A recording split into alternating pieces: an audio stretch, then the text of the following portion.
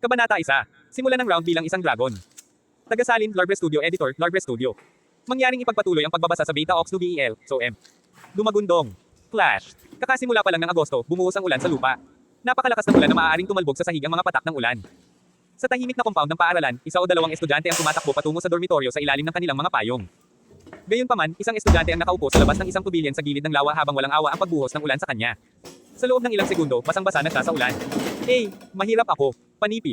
Napatitig ang binata sa kanyang refleksyon sa lawa na may maputlang mukha. Nakaramdam siya ng pait ng masira ang kanyang refleksyon dahil sa pagpatak ng ulan. Bakit napaka-unfair ng Diyos? Panipi. Isang mapanuksong ekspresyon ang bumungad sa mukha ng binata. Ang kanyang pangalan ay Wang Xian. Kapag muling nagbukas ang paaralan, magiging pangalawang taon siyang mag-aaral sa Universidad ng Rivertown. Mula sa murang edad, nanatili siya sa kanyang nakababatang kapatid na babae at lola. Ngunit ang kanyang lola ay namatay ilang taon na ang nakararaan. Si Wang Xian at ang kanyang nakababatang kapatid na babae, si Xiao Yu, ay naiwan na umaasa sa isa't isa. Pareho silang matalinong estudyante. Si Wang Xian ay nag-enroll sa kilalang universidad, University of Rivertown, na may mahusay na mga marka, habang ang kanyang kapatid na babae ay nakapasok sa parehong paaralan sa taong ito. Bukod sa pagkakaroon ng isang kaibig-ibig na nakababatang kapatid na babae, si Wang Xian ay mayroon ding kaibigang babae na katulad ng pag-iisip. Kahit wala ni isa sa kanila ang nag-spell ng kanilang relasyon, naging close sila bilang mag-asawa. Kaya naman, nasisiyahan si Wang Xian sa kanyang buhay sa kabila ng paggugol ng lahat ng kanyang bakanting oras sa pagtatrabaho ng part-time para lamang kumita ng ikabubuhay para sa kanyang nakababatang kapatid na babae at sa kanyang sarili. Ang batang babae na binahagi ni Wang Xian ng isang matalik na relasyon ay naging part-time sa kanya noon pa man. Gayunpaman, iniwan siya nito para sa isang lalaking may mamahaling sasakyan kahapon. Sa malamig na boses, sinabi niya sa kanya, nasusuka ako sa napakahirap at miserableng buhay. Gusto ko ng bagong buhay ngayon. Naaalala pa rin ni Wang Xian ang mapang-uyam at mapang-asar na panunuyan na iginuhit sa mga labi ng lalaking mamahaling kotse nang umalis siya kasama ang dalaga sa kanyang mga bisig. Realidad at pera. Nagpakita si Wang Xian ng mapang-uyam na ekspresyon habang nakatitig sa lawa na nasa harapan niya. Ang pagkabasa ng ulan ay wala sa kanya. Buzz. Hinukay ni Wang Xian ang kanyang telepono nang marinig niya ang tunog. Isang malabong ngiti ang sumilay sa kanyang mukha nang makita ang mensaheng ipinadala ng kanyang nakababatang kapatid na babae. Hi everyone, ako si Luis Gu. At ako si Nick Chong. Ang tanwa ng isang bagong laro na hindi mo pa nasusubukan. 3 minuto lang at magugustuhan mo ang larong ito gaya ko. Bumagsak ang mga patak ng ulan sa screen. Habang ina-unlock niya ang kanyang telepono, isang pop-out advertisement ang tumutugtog ng malakas. Lousy phone. Puno ng pait ang ekspresyon ni Wang Xian.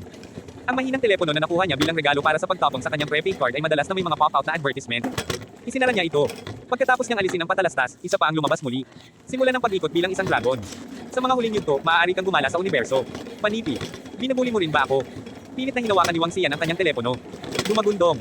Isang palikpak ng pulog ang narinig bigla habang ang kanyang mga kamay ay namamanhid. Anong nangyayari?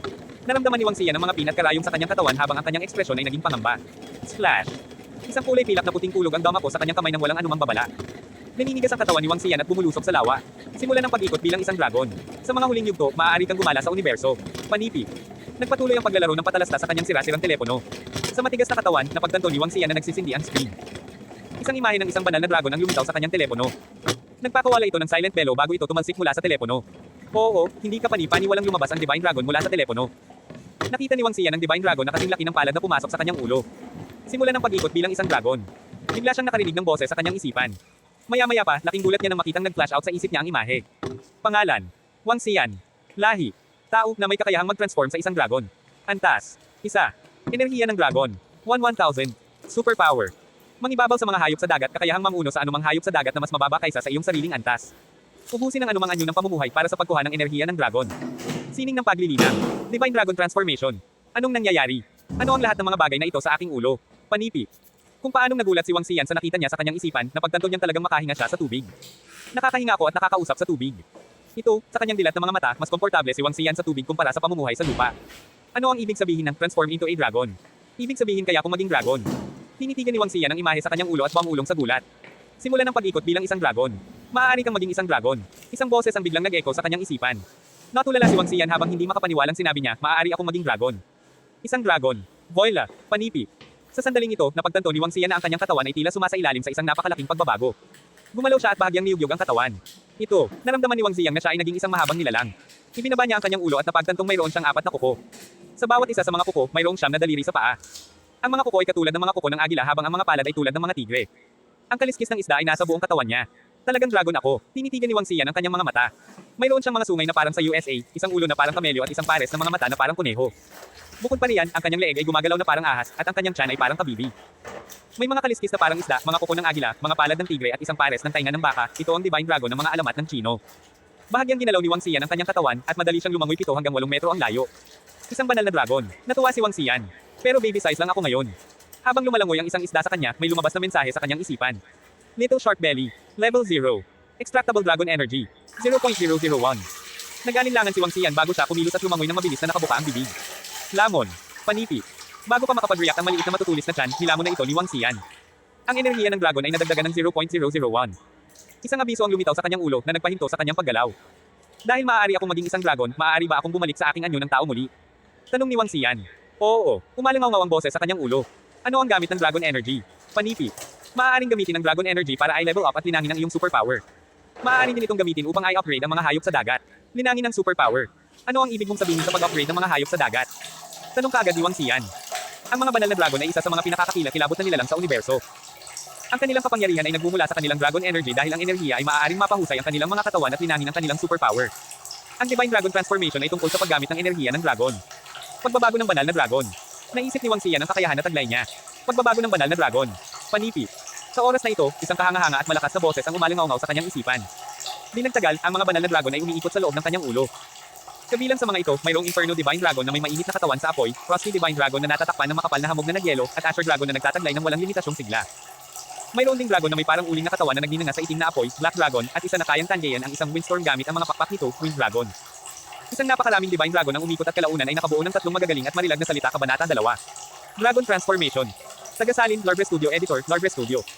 Mangyaring ipagpatuloy ang pagbabasa sa Beta Ops 2 BEL, SOM. So ito ang Divine Dragon Transformation. Napakalakas. Panipit. Nararamdaman ni Wang Xian ang iba't ibang uri ng banal na dragon at ang kanilang aura na tila mababa ang tingin sa ibang bahagi ng mundo. Puno ng pagtataka ang mga mata niya. Kaya ganito ang paggamit ng Dragon Strength. Pagkaraan ng ilang oras, unti-unting bumantong hininga si Wang Xian at may bahid ng punanibik na dumaan sa kanyang mga mata. Sining ng paglilinang, Divine Dragon Transformation ay ang cultivation arts ng Divine Dragon. Bukod dito, ito rin ang pinakamalakas na cultivation art. Ang mga paraan ng pagtitipon at paggamit ng Dragon Strength ay nasa loob ng Divine Dragon Transformation. Pinahintulutan siya ng Dragon Strength na magkaroon ng Inferno Superpower, Frosty Superpower, Wind Superpower at iba't ibang uri ng superpower. Batay sa ipinaliwanag sa Divine Dragon Transformation, ang Dragon Strength ang pinakamataas na antas ng enerhiya. Maaari itong ma-transform sa lower tier na enerhiya.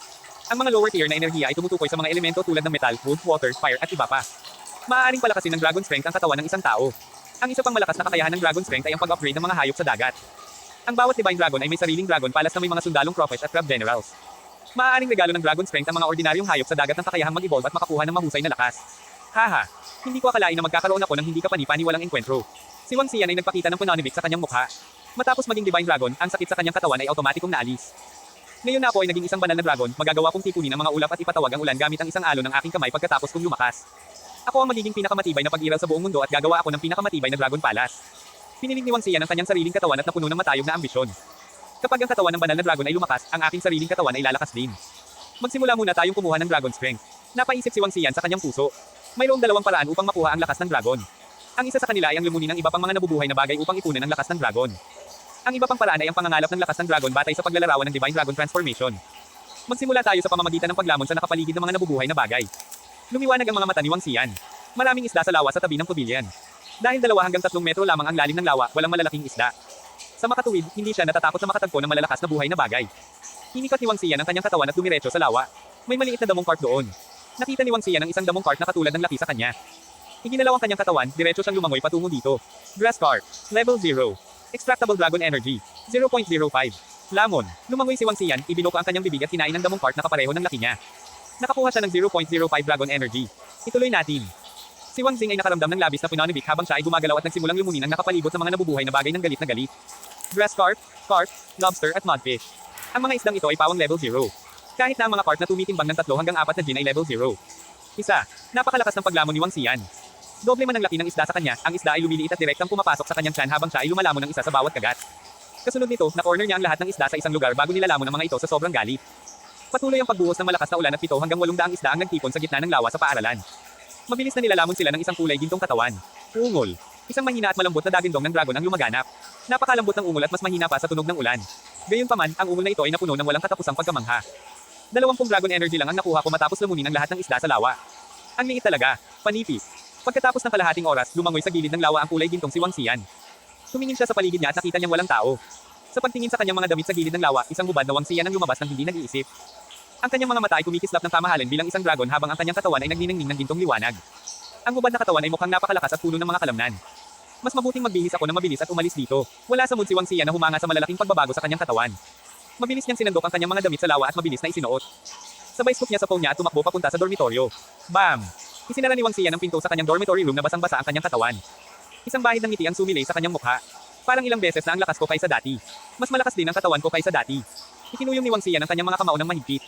Kasunod nito, tiningnan niya ang kanyang basang damit, hinubad ito at nagpalit ng isang set ng tuyong damit. Sobrang gwapo, panipis. Nakatayo sa harap ng salamin, tiningnan ni Wang Xian ang kanyang sarili sa halos narcissistic na paraan. Summer break noon at wala masyadong tao sa buong dormitory building at siya lang ang nasa dormitory room niya. Masyadong mababa pa rin ang level ko sa kasalukuyan. Kailangan kong magsanay ng masigasig mula ngayon para maging isang malakas na Divine Dragon sa lalong madaling panahon. Ikinuyong ni Wang Xian ang kanyang mga kamao ng mahigpit at tiningnan ang kanyang mga elemental na katangian. Pangalan, Wang Xian. Lahi, tao kakayahang mag-transform sa isang dragon. Antas, isa. Dragon Energy, 21,000. Superpower, mangibabaw sa mga hayop sa dagat kakayahang mamuno sa anumang mga hayop sa dagat na mas mababa kaysa sa iyong sariling antas. Ubusin ang anumang anyo ng pamumuhay para sa pagkuha ng enerhiya ng dragon. Sining ng paglilinang, Divine Dragon Transformation. Mukhang hindi rin gaanong nagagamit ang 20 Dragon Energy. Kailangan kong maabot ang level 2 sa lalong madaling panahon. Napaisip si Wang Xian sa kanyang sarili. Buzz. Sa sandaling ito, biglang narinig ni Wang Xian ang kanyang telepono na nagre-ring. Ano, gumagana pa rin ang telepono pagkatapos mahulog sa lawa. Panipis. Nagulat si Wang Xian. Agad siyang lumapit, kinuha ang kanyang telepono at nakita ang isang mensahe mula sa kanyang kapatid. Sa pag-unlock ng telepono, walang anumang basurang advertisement sa pagkakataong ito. Kuya, tapos na ako sa trabaho ko ngayon at sinasamahan ko si Xiaomi na mag-shopping. 200 ang kinita ko ngayon sa pagtuturo. Kuya, bilhan kita ng sando. Kuya, bakit hindi ka nagre-reply sa message ko? At bakit hindi pumasa ang mga tawag? Panipis. Kuya, anong ginagawa mo? Nagtatrabaho ka pa ba? Mangyaring tumugon ka agad sa akin kapag natanggap mo ang aking mga mensahe. Nang makita ang 7 o 8 mensahe mula sa sarili niyang kapatid, isang ngiti ang lumitaw sa mukha ni Wang Xian.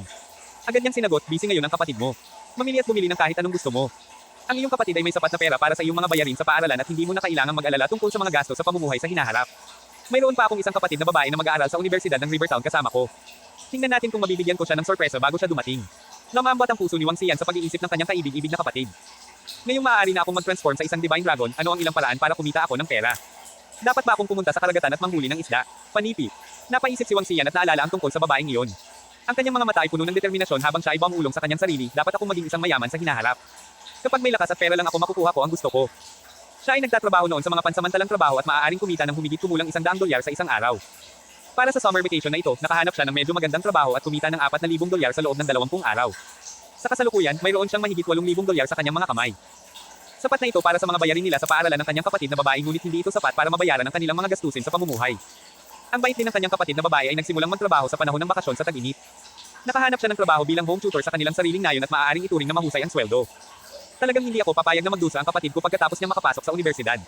Kailangan ko siyang gawing munting prinsesa. Nagdesisyon si Wang Xian na huwag hayaan ang kanyang kapatid na maging katulad niya noong nakaraan kung saan kailangan niyang magtrabaho ng part-time habang nag-aaral. Ungol. Nagugutom na ako. Ito ay kakaiba kung isa sa alang-alang ko na nakain ako ng napakaraming isda. Sa sandaling ito, nakaramdam si Wang Xian ng matinding gutom. Kinuha niya ang kanyang payong at dire-diretsong lumabas. Mga endnote. Isang gin katumbas humigit kumulang 500 gramo.